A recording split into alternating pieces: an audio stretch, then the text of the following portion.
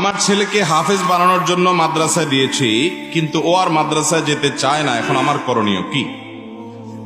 ছেলেকে মাদ্রাসায় ভর্তি করাইছেন, ছেলে মাদ্রাসায় যেতে চায় না, এখন করণীয় কি? করণীয় হলো হাত পা বেঁধে টানতে টানতে মাদ্রাসায় নিয়ে খুঁটির সাথে বেঁধে রাখবেন।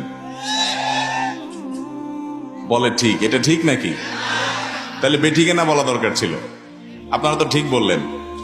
ভাইরা আমার, কোনো বাচ্চা মাদ্রাসা যেতে চায় না, কোনো বাচ্চা স্কুলে যেতে চায় না, শিক্ষা প্রতিষ্ঠানে যেতে চায় না।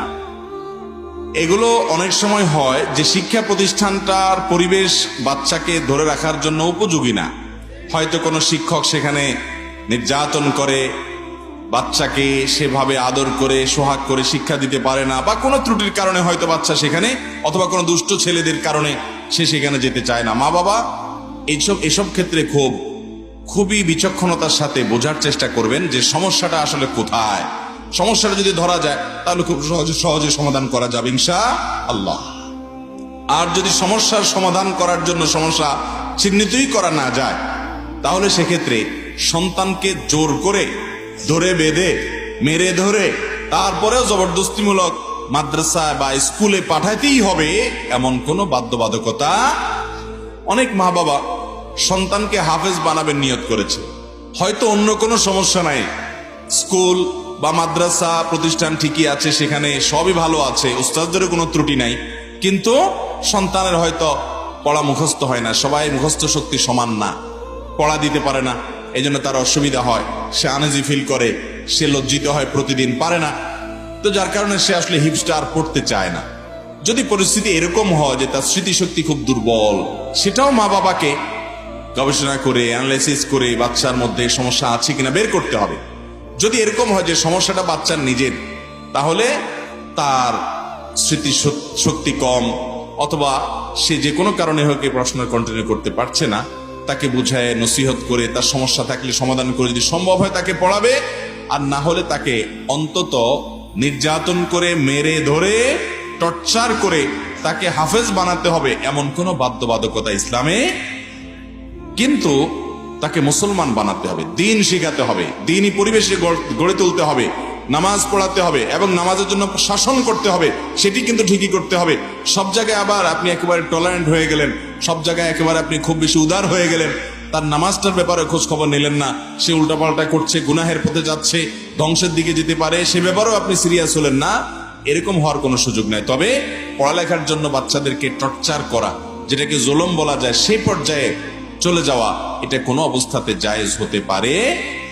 বিশেষ করে অনেক মা বাবা আছেন সন্তানকে মাদ্রাসা দিয়া এরপরে শিক্ষকদেরকে বলে যে হুজুর বেত আপনার আর চামড়া আমার। আসলে তো নিজের চামড়া না, চামড়া হলো ছেলের। বলে হুজুর গোশতগুলো আপনার, হাড্ডিগুলো আমাদের। আর বাচ্চাকেও বুঝায় দেয় যে হুজুর যে জায়গায় মারে ওই জায়গা জান্নাতে যাবে। এই মিথ্যা কথা বলে বাচ্চাকে সান্ত্বনা দেয়। তবে হ্যাঁ, এটা ঠিক যে সকল সন্তানই তারা যখন মা বাবা এবং শিক্ষকদের শাসন এক জিনিস আর নির্যাতন আরেক জিনিস। শাসন এবং তাদের যে গাইডলাইন, সেটাকে যদি সে মেনে চলতে পারে, তাহলেই সন্তানের উজ্জ্বল এবং সোনালী ভবিষ্যৎ তার জন্য অপেক্ষা করে। সেজন্য শাসনকে মেনে নেয়ার মতো মানসিকতা বাচ্চাদের মধ্যে যেন থাকে, সেটা তাকে বোঝাতে হবে যে তোমাকে যে আমি মাঝে মধ্যে বকা দেই, রাগ করি বা কোনো কাজ করতে দেই না, এটা তোমার ভালোর জন্য বাবা, এটা তাকে বোঝাতে হবে। সে যদি এটা বুঝতে পারে ইনশাআল্লাহ তখন শাসন মেনে নেওয়াটা তার জন্য সহজ হবে। বাচ্চাদেরকে নসিহা করে, উপদেশ দিয়ে, স্নেহ দিয়ে, মমতা দিয়ে শেখানোর চেষ্টা করতে হবে, নির্যাতন বা জুলুম করে নয়। বিশেষ করে অনেক মা বাবা আছে ছেলেকে মেয়েকে হাফেজ বানানোর জন্য যখন নিয়ত করছেন, উনি মনে করছেন এটার ব্যতিক্রম করলে বোধহয় আমার আমল বরবাদ হয়ে যাবে। এটা ভুল কথা ভাইরা আমার। অনেকে নিয়ত করছেন আল্লাহ গর্ভস্থ সন্তান হাফেজ বানাবো, ভালো নিয়ত, কিন্তু দেখা গেল যে তাকে হাফেজ বানানো যাচ্ছে না, তার স্মৃতিশক্তি খুব দুর্বল, হাফেজ হওয়ার জন্য তো খুব স্মৃতিশক্তি দরকার, সেটা তার নাই, অথবা সে খুব দুষ্ট প্রকৃতির, হেফজখানার কঠিন নিয়ম কানুন এগুলো সে মেনে চলতে পারে না। তখন অতিরিক্ত কড়াকড়ি করলে, বেশি জবরদস্তি করলে অনেক সময় এই ছেলে নষ্ট হয়ে যেতে পারে, হিতে বিপরীত হতে পারে। সেটি মা বাবার মাথায় থাকতে হবে। আমি নিয়ত করছি দেখে সেটা পুরা করতেই হবে, সাধ্যে থাকুক বা না থাকুক, এমনটি কিন্তু ফরজ বা ওয়াজিব না। আমি কি বোঝাতে পেরেছি? অতএব সন্তানকে এই জাতীয় পরিস্থিতিতে জোর জবরদস্তি, বিশেষ করে সেটা জুলুমের পর্যায়ে হয়, এরকম করা যাবে না। অনেক বাবা মা আছেন, তারা মাদ্রাসায় ছেলে ভর্তি করেন বিশেষ উদ্দেশ্যে। এক মাদ্রাসার প্রিন্সিপাল আসছেন আমার কাছে। উনি এসে আমাকে বললেন, ভাই আপনি জানেন অনেক অভিভাবক আছে নিজেরা উল্টাপাল্টা চলবে, হালাল হারাম বাজ বিচার নাই, মা বেপর্দায় চলে, বাপ হারাম খায়, ঘুষ সুদের কারবার করে, কিন্তু ছেলেটা আমাদের কাছে এসে দিয়ে যায় এবং বোঝা যায় সে ব্যাপারে সিরিয়াস, যে তার অন্য কিছু হোক আর না হোক এই ছেলে হাফেজ হতেই হবে। তখন আমার মাঝে মধ্যে সন্দেহ হয়, ব্যাপার কি, এত কঠোর কেন এই লোকটা? হালাল হারামের ব্যাপারে তার তো সিরিয়াসনেস নাই, কিন্তু ছেলেকে হাফেজ বানাতেই হবে, কাহিনীটা কি?